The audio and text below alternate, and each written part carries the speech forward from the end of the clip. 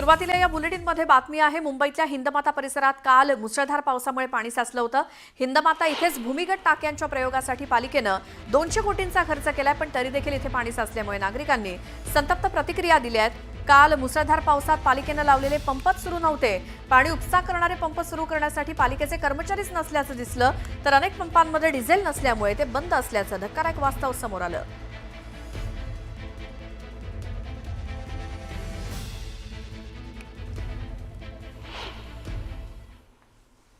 हे जे पंप आहेत, महानगरपालिकाने कोट्यावधी रुपये खर्च करून हिंदमाता आणि मुंबई पाण्याखाली जाऊ नये यासाठी जे पंप सुरू केले होते, ते पंप गेल्या वर्षी पण आणि याही वर्षी पण त्याला इंधन नाही। या सरकारकडे पाण्यामध्ये मुंबई जाण्यासाठी पैसे आहेत की काय असं वाटायला लागलं। या महानगरपालिकेने ही मुंबई पाण्यामध्ये जाण्यासाठीच ही व्यवस्था केली की काय असं या आमच्या नागरिकांना इथं बोलण्यासारखं होतं। अभी कल इतना बारिश गिरा तो पानी पूरा दुकानों में चले गए थे और कई का नुकसान भी हुआ। इधर जो ये बीएमसी ने बनाया गया, ठेकेदार ने बनाया है, ये अभी बरोबर नहीं हुआ है। आई साल पानी भरता है, ये शिक्षित हुआ ही नहीं है। ये फोकट का पैसा गया गवर्नमेंट का, जो भी किया है। अभी 22 करोड़ लगा है, 15 करोड़ लगा है, पर ये फोकट का पैसा गया। इधर ये पानी भरता है, आई साल पानी भरता है। दुकान में पानी भर गया था। यहाँ जो मशीन लगी हुई थी उस पर कोई देखने वाला था ही नहीं था और चालू भी नहीं हुआ था, इसलिए यहाँ बहुत पानी भर गया। अंदर भी बहुत पानी भर गया था। सब माल उठा के हमको ऊपर रखना पड़ा। ये बहुत बड़ी परेशानी है यहाँ हर साल हिंदमाता में खासकर। और वो जो बीएमसी है वो ध्यान नहीं करती और यहाँ के जो नेचुरल लोग हैं, नेता लोग हैं, वो भी ध्यान नहीं करते। एक्चुअली ये चीज़ें बहुत ही खतरनाक है। बीएमसी को पहले से तैयारी रखना चाहिए था ऑलरेडी, क्योंकि उनको पहले से आगाही मिल गई थी कि 22 तारीख से बारिश आने वाली है। तो यहाँ न तो मशीन चालू थी न तो कुछ भी चालू था, इसलिए यहाँ ये परेशानी हुई है। बीएमसी कडून आता एकच उपाय म्हणजे कसं, त्यांनी दरवर्षी पाऊस चालू व्हायच्या अगोदर नाले सफाई वगैरे त्यांनी केली पाहिजे दरवर्षीप्रमाणे, आणि हे झालं पाहिजे बीएमसी कडून, एवढीच अपेक्षा लोकांची।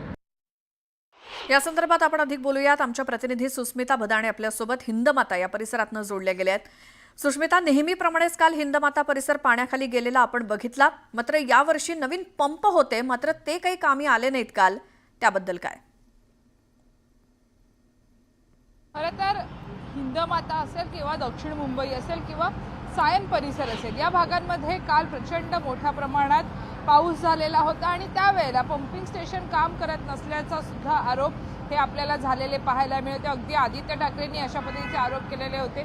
ज्या पद्धतीची मान्सून पूर्व तयारी पालिकेने केलेली होती, त्यामध्ये साधारणपणे 422 पंपिंग स्टेशन्स आम्ही उभारले आहेत असं म्हटलेलं होतं।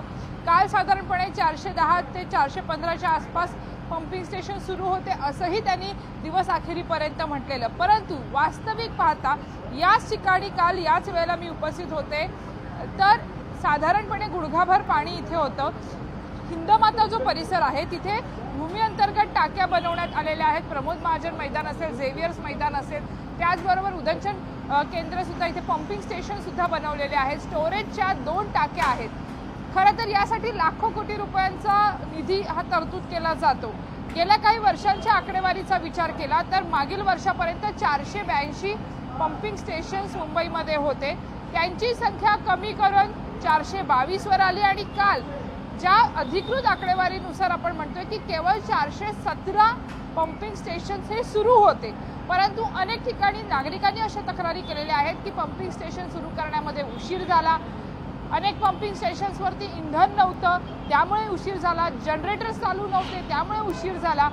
या सगळ्यामध्ये एक गोष्ट प्रामुख्याने पाहायला मिळते की यंत्रणांचा अभाव नक्कीच होता, प्लॅनिंगचा अभाव नक्कीच होता, परंतु यात आणखीन एक महत्त्वाचा मुद्दा आहे, तो म्हणजे काल ज्या पद्धतीने रेकॉर्ड ब्रेक पाऊस आपल्याला पाहायला मिळाला, साधारणपणे 105 mm पेक्षा अधिकचा पाऊस ज्यावेळेला नोंदवला गेला, तर हा रेकॉर्ड ब्रेक पाऊस खऱ्या अर्थाने म्हणतात। परंतु एक नवीन गोष्ट पाहायला मिळाली ती म्हणजे दक्षिण मुंबई, जी इंग्रजांनी वसवलेली मुंबई म्हणतो, साऊथ बॉम्बे, जो आर्थिक राजधानी म्हणून मुंबईचा देशाचा क्राऊन समजला जातो, त्या दक्षिण मुंबईमध्ये पूर परिस्थिती निर्माण झाली होती। तिथे पाणी साचलं होतं, हे गेल्या 30 वर्षांमध्ये शक्य झालेलं नव्हतं, परंतु ही परिस्थिती काल पाहायला मिळाली।